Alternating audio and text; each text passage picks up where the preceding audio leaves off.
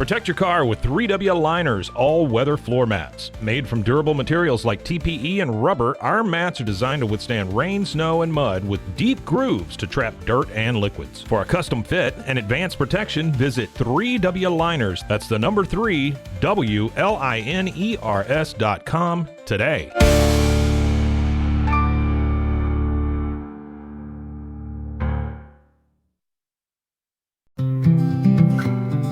Are you ready to take control of your health? At 4U Health, we believe wellness and lab testing should be accessible, inclusive, and yes, fun. With our tech-powered at-home lab test, you save time and money while feeling your best. Say goodbye to long waits and office visits. Check your health on your own terms with 4U Health. Visit 4uhealth.com today and free yourself from traditional medicine. That's the number 4uhealth.com. This is a Rogue Media Network podcast.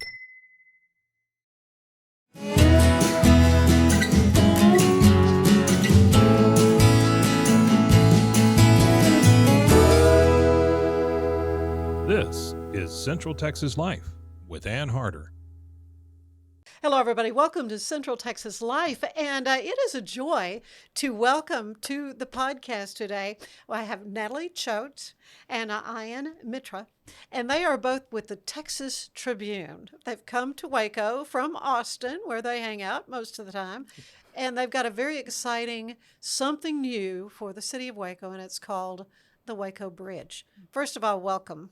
Thanks for to Waco. Now, you've been here a bunch, and I've had the opportunity to kind of get to know you because of this new project, which is a brand new thing. It's a hyper-local news organization that is nonprofit. I mean, you just go down the list of this is different. Yes. And that's a description of the Waco Bridge. Yes. Natalie, first of all, I want to start with you. You're the Chief Operating Officer for the Texas Tribune. Been with them since 2011. Right? Yes. And if my research is right, it was founded in 2009, so relatively new, but you were kind of almost on the ground floor. That's right. You're showing my age here, Ann. I was going to say, and how can she possibly have done all this and be as young as she is? I have good night cream. Yeah, that's right. Good jeans, good night cream. That's all. That's right. all wonderful. Sure. And of course, Ian, your background is amazing. You were with the Dallas Morning News. Yeah, the Dallas and Morning News. you, more than 10 years, more than a decade, you were reporting for them. But you went to Texas Tribune not too long after Natalie did. So you've been working together for a good long while. We've got a long partnership going, that's for sure. Yeah, well, and this is Texas. I think everybody's heard of Texas Tribune, but in case they haven't, give us the elevator speech what the Texas Tribune is. Sure. So the Texas Tribune is a statewide nonprofit media organization that provides news and information on public policy, politics, and government. And the whole fact that you don't run ads and it's not like a traditional legacy news organization. What does that mean? What does that bring to the table? Sure. Do you want to take this? Yeah, maybe. Yeah, I think one of the things that we think about with this is that it's a 501c3. It's a nonprofit, so it's more of like a nonprofit public service mission is how we're kind of think about the journalism that we produce. And so, by setting up the mission that way, I think people feel invested more as like in this community service element in the approach rather than just kind of a top-down news organization. So I think that allows us to engage with people in a different way, to seek feedback in different ways, and to really just kind of all of us are so invested in it because it is we all kind of joined it because it's this public service mission. Yeah, and you kind of focus on public policy, government, politics, that kind of thing, right? Right. I mean, the Tribune started, primarily around policy and politics, covering specific areas that kind of impacted people across the state. Issues around education, public and higher education, issues around health and human services. We covered these things in broad topic areas as well as the politics around them to try to help bring kind of like a state understanding of statewide issues, on a local level. Yeah, and that's really kind of crucial. If our hope is that people get involved, at least understanding what's going on on the state, certainly the national level, but especially the local level. And that's what brings us to the Waco Bridge. Yes. So this is a brand new thing Yes. for yes. the Texas Tribune. to try. Absolutely. So Waco is the test market. Yes. The pilot program. Yes, I mean, we get I don't to know how learn you want to from describe it. Waco. So last September, the Tribune announced a bold vision to support local news in Texas. We said, just as Ina mentioned, this need for more civic engagement, participation, kind of focus on local. We said, look, we can be a part of the solution to some of the challenges that's being experienced across communities in Texas and create a network of local newsrooms to support the communities they seek to serve. So we said we're going to start this important work in Waco, and we'll continue on in Austin and with other communities to come. And so that's how the Waco Bridge, the idea, the vision for the bridge kind of came about. We shared that big plan last fall, and we're sitting here now. Well, and of course, I first met you, as you were kind of gathering information and Sure. talking to local people and journalists, but faith leaders, a lot of different people, really kind of across the board. Of course, my first question was, are you going to be in competition with the other news outlets? And it's really not, right? That's the goal. Is like we want to why come and do the same thing that the great Right. news organizations here are already doing. We came into this with a approach of wanting to be additive, and so one of the first things we did was we tried to meet with as many news orgs as we could, just to kind of think about opportunities where we could help fill in gaps that they're seeing too. Because in one thing we are taking from kind of like the Tribune kind of DNA is all of the things that we're going to publish are going to be free to republish. So whether you're a digital publication, a magazine, you can take that work and distribute it to your audiences. And so I think we wanted to have that approach of thinking where are the things that we can really help. And so that's starting with kind of talking with some news outlets, and then also just talking with different kind of community leaders and stuff. We wanted to get a better idea of the opportunities that we had. And the great thing about this in Waco is that there was already kind of this interest that was building up about kind of trying to find some new ways to kind of help spread news and information too. So just that helped us kind of think about this in a way of this is community first rather than just trying to be just another news organization. And of course, the Texas Tribune back in '09, when it founded, it was groundbreaking, and just the whole model of how you do things with sponsors and with contributors, kind of like PBS or whatever, but A little different. but different. Yeah. So you're more than happy to be quoted in other publications. Absolutely. Take our work and run. That's kind of what the Tribune says. A tribute. I mean, you want to be the a tribute, Texas right? Tribune, and we should be clear. We have to be careful when you're saying silos and Tribune. They mean separate things in Yeah, this right, that's community. true. So the Texas Tribune's model Yeah. is take it and run. And you mentioned the time that Ian and I have worked together at the Texas Tribune. Much of that time was spent in partnerships. So working with other media outlets, legacy, broadcast, and folks everywhere in between, and saying, okay, what kind of news and information is important to your community, and how can we get what the Texas Tribune is producing and make that relevant for you? Whether that's localizing stories, whether that's coming up with a big project and actually working together, reporter to reporter, or just thinking about events and public gatherings. How can the Texas Tribune become more a part of your community? So this really feels like an extension of some of the work that Texas Tribune was already thinking about all those years ago. And you've got a track record. Certainly, that's stellar. I was doing a little research about it and looking at all the different donors. Yes. And you go all the way down to, I know somebody gave $10. Yes. I thought, wow, Yes. talk about transparent. I mean, but that's kind of your goal, isn't it, Ian? We want everyone to have a stake in this, right? Because if we're not, Right. if this is a sense of ownership that comes from this work too, and so we want people to feel like they're represented, that there's this information that we're providing for people, and that they want to support because they want to kind of continue this mission and this idea too of really providing information and news on a widespread basis. So that's why the Texas Tribune, when it started, they allowed their journalism to be free because they didn't believe in news deserts. So if you want to know about your state government, you could reprint the journalism there. And this is the same kind of idea, except on a different level too. I think what's exciting here is our ability to kind of really be focused on a more of an in-person level to just really kind of seek feedback in a way that we may not be able to do as regularly or as efficiently at the Texas Tribune on statewide level. But here it's like we've got a great leadership team here who's going to be like, their goal is to like seek community feedback, answer the questions that they're getting, that they're hearing at the supermarket or wherever, they're running into people at the farmer's market, wherever. And so that's a really exciting thing for us to be a part of, is to really help connect with people on that type of level. That's really exciting. And frankly, that's not something that we can really do as much at the statewide level. So this is really exciting. Yeah. And how would you describe, the demographics that you're looking to reach? Yeah. Question. Yeah, so it's a tough question to answer because this is going to be a newsroom that's going to have 2 to 3 reporters, so it's not going to be able to do all the things. I have, and cover all the we things. have you on this beat, you on this beat. It's not going to be like that. It can't be like that. Yeah. So I think rather than that, we're trying to think of some kind of through lines that have come through in our conversations with various community leaders, community residents too. I mean, there are some themes that have just kind of popped up too that we can help provide context on. Issues around growth and affordability, issues around education, healthcare, and issues around there's a lot of talk about community building too, and just understanding what's going on, how to be a bit different part, whether that's your faith community, whether that's through nonprofit service. How can we be helpful in providing context around those kinds of specific identified community needs? So I think. It's a tall order for a smaller newsroom, but I think the fun thing that for them is that their kind of strategy is going to be driven by what they're hearing rather than kind of what they're being told, from the Tribune.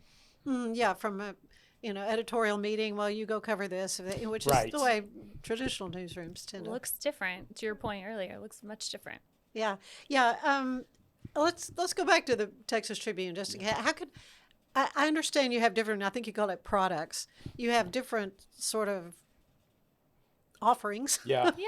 Depending on interests, right? Tell me a little bit more about the Texas Tribune and how folks can access that in case they don't know already. Yeah, I'll start. I think the Tribune also, there's a couple of things that they started just from like a database level too, that just was like providing information that was just hard to collect on from the state institutions. One of the things that is most popular at the Texas Tribune is its Government Salaries Explorers, where you can see like what state employees make across state government. And then there's also a Public Schools Explorer, where you could kind of examine school districts and data around districts. People who are moving to Texas really valued that. And I think that is one of the things we're excited about too with the bridge, is I think we're going to find ways to kind of help, bring some education data, to bear here. Like a resource. Yes, like as a resource. Resource. Exactly. Yeah. Exactly. So those are just some of the products. I mean, obviously the Tribune does a lot of coverage of the legislature. Mm-hmm. They've been doing a lot more guides to just, in terms of like voting guides, navigating elections, navigating disasters. So for example, when the Panhandle wildfires happened, there was a guide that we created that was about explaining like how to seek help, also how to give aid, and like where to get emergency aid, what you can get on the state and federal levels. So things like that are really trying to, as Natalie and I often say, we're trying to meet people where they are too. It's not just about covering stories and going from a top down, this is what this committee said, but more so of just like, this is trying to think more ground up of what people actually need.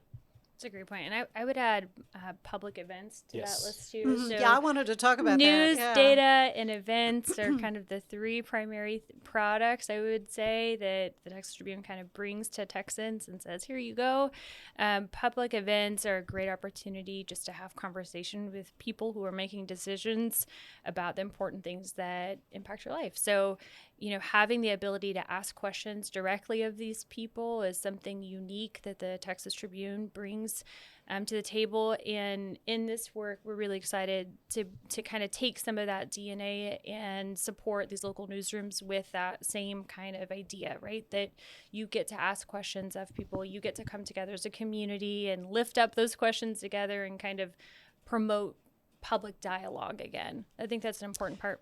Oh, yeah, absolutely. And over the years, what are some of the events that kind of stick out in your mind?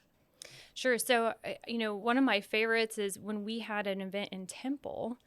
there were 300 people that came out and were there to just visit with their local lawmakers about kind of the big decisions that were being made on behalf of, their community, in Austin, but also just kind of what they were thinking in terms of what's ahead for the state. 300 people That's at a a lot. lunchtime conversation Yeah. in Temple. Just kind of shows you how important it is to connect and sit together in conversation and really make space for things like that. Well, and it's not, you kind of expect that thing during election season. Sure. When somebody's running for office Sure. and they, but this is Sure. this is different. This is different.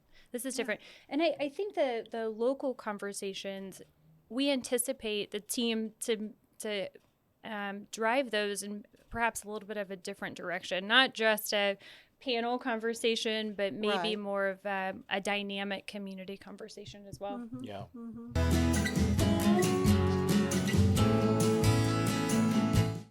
It all began with a simple idea, cutting handles off old ski sticks to create better pull-up bars. This sparked the creation of the revolutionary Angles 90 handles. After testing over 70 prototypes with 300 athletes, our patented handles were launched in 2018. We continue to push the boundaries of strength training. Join us in making your training more natural and effective. Visit angles90.com to learn more and revolutionize your workout. Stay connected no matter where you are with eSIM-X. Say goodbye to expensive roaming charges and physical SIM cards. With access to over 200 global carriers, we make mobile connectivity seamless and affordable for travelers worldwide. Join the future of communication today at eSIMX.com. That's eSIMX.com.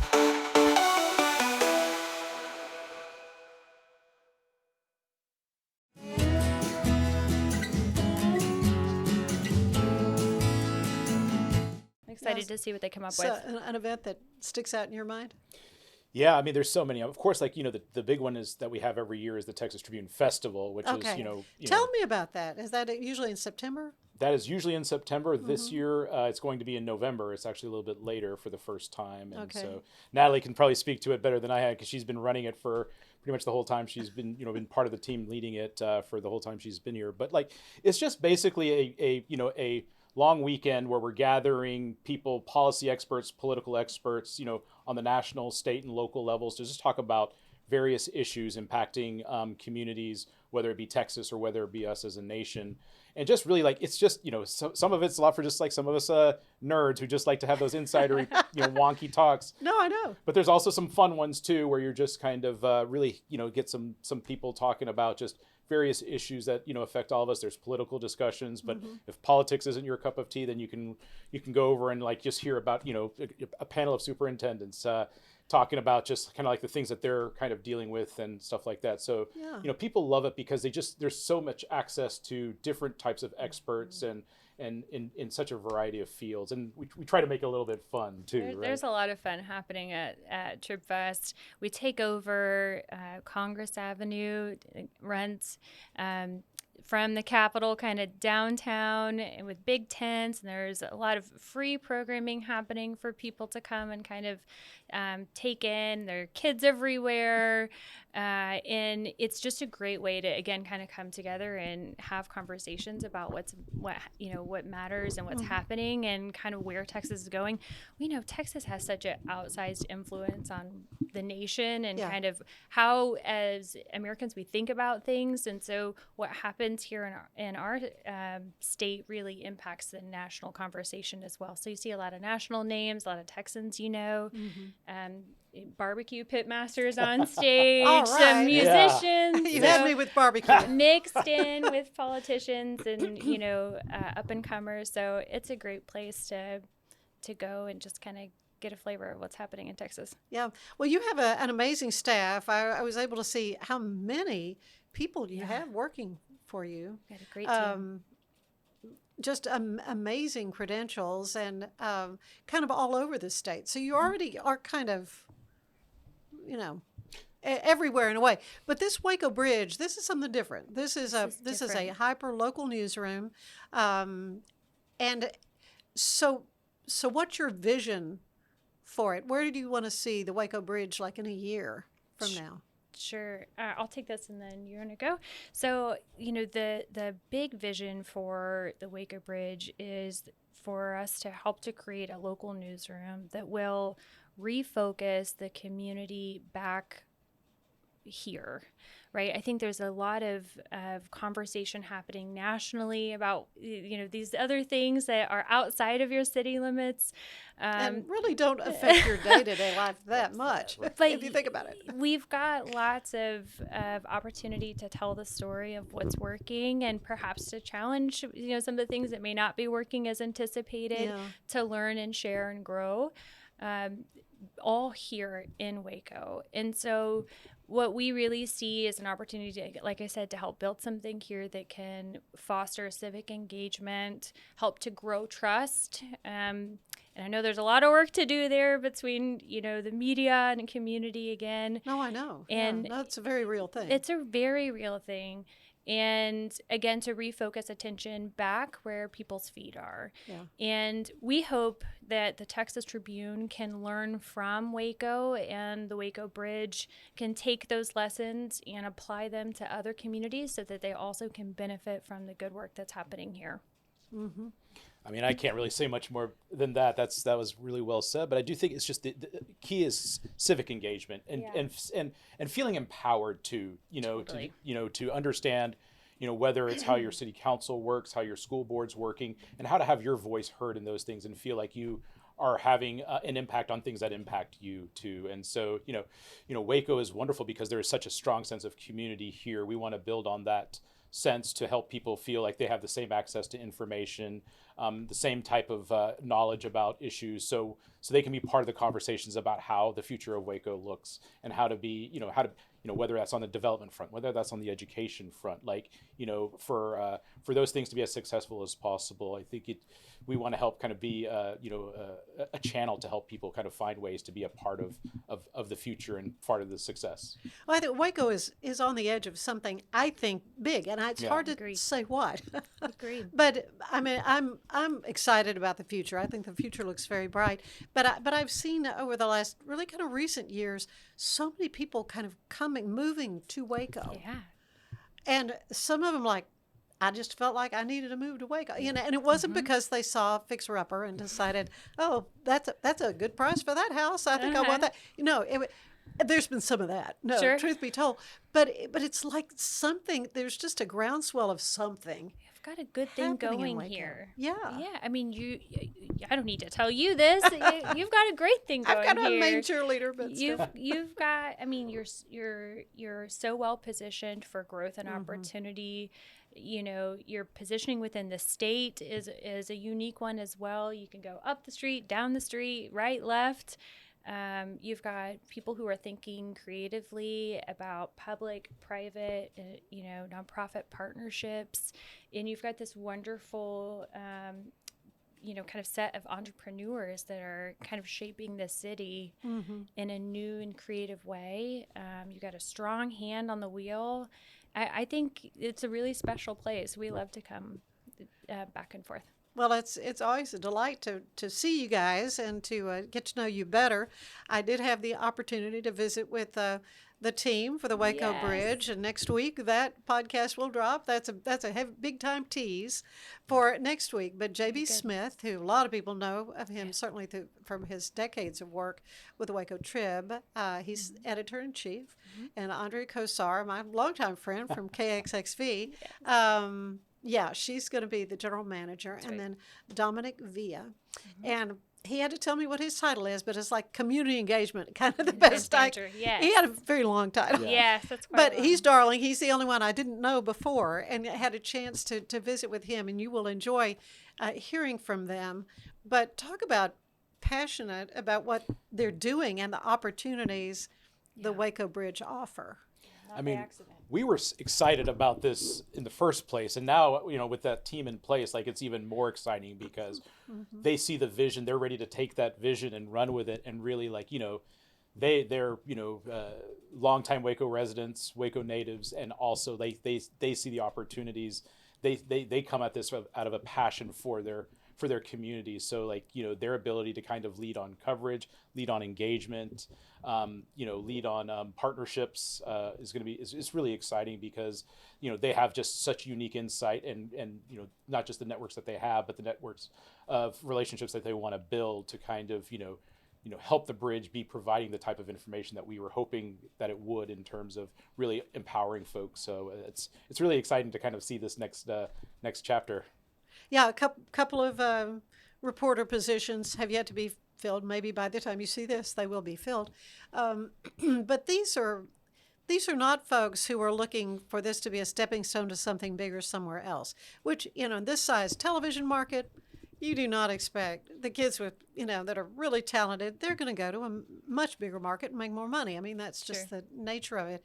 But these folks with the Waco Bridge, they're invested in this community. This is their home. They're not looking to go somewhere else. That's right. We made the announcement of this team just recently. We were just talking about this just recently, and we're so excited to share that news. Yeah. But I will tell you, we had some brilliant candidates from your community right here, excited for the vision and the mission, and also ready to roll up their sleeves and get to work on behalf of Waco.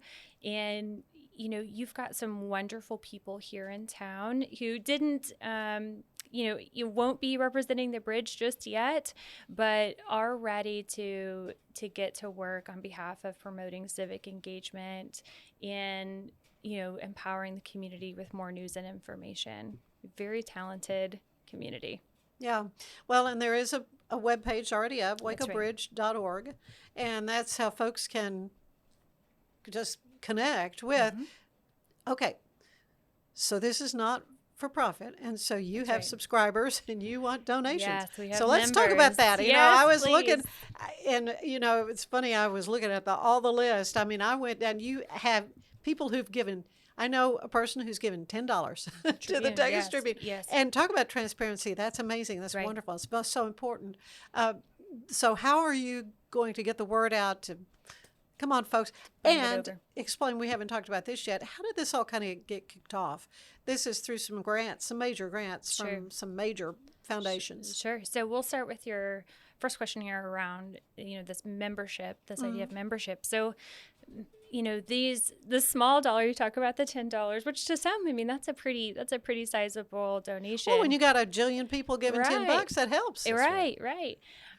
So these small dollar donations, these $10 here and there, make a big difference to media or these nonprofit media organizations like the Bridge, because they're health metrics. So they show, we've talked about this a lot, they show how valuable the news and information is that this newsroom is creating, how good of a job they're doing at building that relationship with people.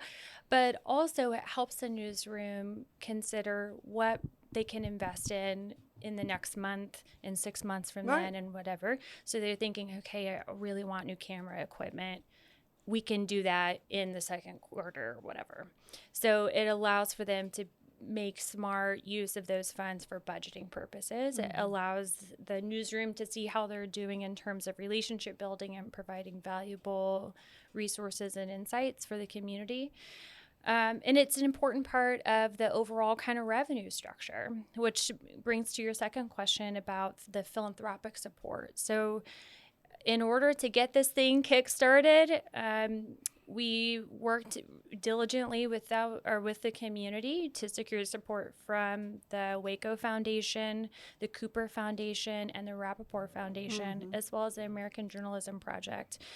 And each of those foundations were so supportive and informative in helping us to think through each step of the process, in addition to providing that financial support needed to take this idea to action. So we're very grateful for all of that support. Yeah, and this is something that's been thought about. This didn't just come up overnight. Absolutely. This, and JB even mentioned to me that he had been looking at the whole idea of a not-for-profit newsroom, that model, and he said there was just nothing available Yeah. for him to even research. I mean, this is truly is groundbreaking. It What's is. happening in Waco with this? It is. And I would argue what we're seeing across local media in general is an opportunity for more support overall, whether that is for nonprofit media. We talked about membership to get in support, whether you're an NPR affiliate, like our good folks down the street here, and you're looking for membership support there, Yeah. or you're in a for-profit kind of model and you're looking to drive subscriptions. All local media relies on local support. And so we're called here, just like, we're called in Austin and in other communities, to wrap your arms around, subscribe to your paper, become a member to your NPR, station. Right. You're not trying to take those dollars No, away. and certainly become a member of the Bridge when you feel like you're ready. Yeah. Well, this is exciting, and it was really, again, it was exciting to hear the passion from your guest next week. Yeah, because it is something new and refreshing, and Waco really is on the cusp of something big and exciting. Yeah, you can feel it. And it really is exciting to be able to be to come in at this time to cover that as well, and to help tell the stories and help people engage on like how they can work together on kind of the future of Waco and the surrounding areas too. Okay, well, I've already made a deal with Dominic and Andrea and JB to come back in a year. And we're going to kind of Okay. bivouac and just see, okay, how are things? So I need to make that same pact with you guys. You got it. Sounds Come back good. in a year, because Waco is the beginning, but you've already got the framework for some other That's some other right. hyperlocal That's right. newsrooms. You want to share right. that? That's right. So as we shared last fall, the plan was start in Waco and progress in Austin. You're probably thinking those are very different communities. Pretty different, yeah. Yes, I would agree with that. Y'all have parking here for one. Isn't that the truth? Yes, you have parking. If you stay in a hotel, I mean, you're paying dearly to Yes. park your car in that hotel. I won't go through the number of differences because our day is short. That's funny. And the list is long. Yeah. But yeah, so we said, okay, we're going to start in Waco. As JB mentioned, this community was ready to go, and so were we. Right, so it was a great time to get started on that. And we've been working on Austin. It's a rub your tummy, pat your head situation. And Austin is coming together now as well. It looks very different than Waco because the news and information needs are different, right?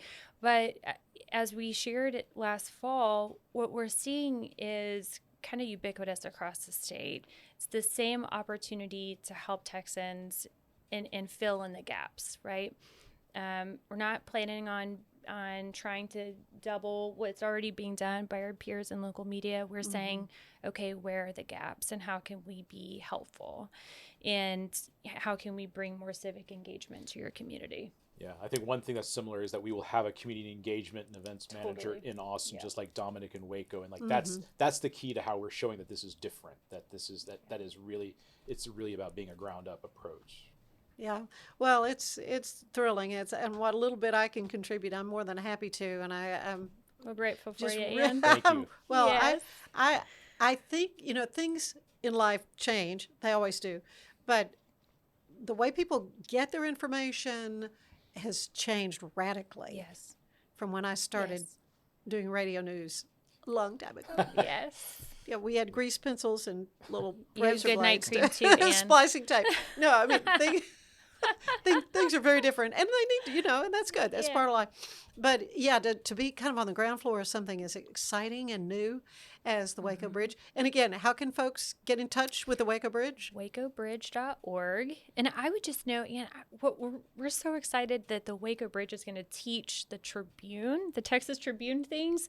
Dominic and JB are already talking about things that the Texas Tribune is like thought about but hasn't really ventured into yet. So we're saying, test and learn and come back and let us know how it goes. Yeah, So I talked we're with so proud of Dominic them already. about the social media aspect. Just how Yes. people are getting their news and engaging and learning. But that's really what it's all about. Right. It's just informing people. Right. That's And right. we're going to start off with a newsletter that that the team will start. So you can go to wacobridge.org and sign up for that. And that's how we're going to start. And we're also going to take feedback for that newsletter too. There's ways to engage with us and with the team and say ideas of coverage or just places to be at. So that's going to be key. Well, it's exciting. I mean, the future looks bright. And thank you both for spending some time with us here today from the Texas Tribune, and to hear about this fine organization that's has been doing so much good work here in the state of Texas, and now the Waco Bridge here in Waco. Thank you. Thank you. So thank you both, having and us. thank you for being with us for Central Texas Life. We'll see you next time. Remember, next week we're going to hear more about the Waco Bridge. Bye-bye. Central Texas Life with Ann Harder is part of the Rogue Media family. Be sure to check out our other shows at roguemedianetwork.com. Please rate this show 5 stars on iTunes, Spotify, YouTube, or anywhere you get your podcasts. Join us again soon for more Central Texas Life with Ann Harder.